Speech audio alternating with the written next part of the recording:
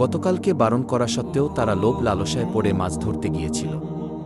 আল্লাহ রব্বুল আলামিন শনিবার দিন মাছ ধরা থেকে বিরত থাকতে বলেছিলেন, কিন্তু তারা শোনেননি।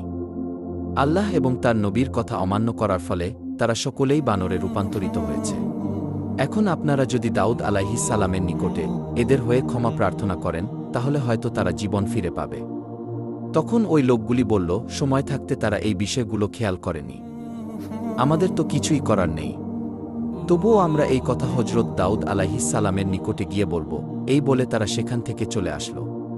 অতঃপর একদল লোক তাদের পক্ষ থেকে হজরত দাউদ আলাইহিস সালামের কাছে হাজির হল এবং ঘটনার বর্ণনা করে বলল, তাদেরকে ক্ষমা করে দিন এবং মানুষের রূপে ফিরিয়ে দিন।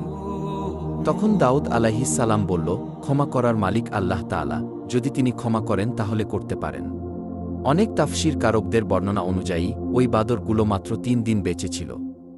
তারপরে ওই জাতি ধ্বংস হয়ে যায়।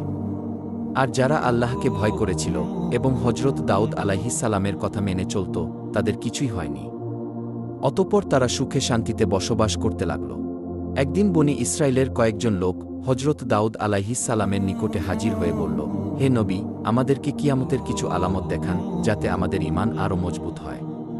তখন হজরত দাউদ আলাইহিস সালাম বলল, 4 দিন পর তোমরা মক্তবের সামনের ময়দানে এসো, তাহলে কিয়ামতের কিছু আলামত দেখতে পাবে।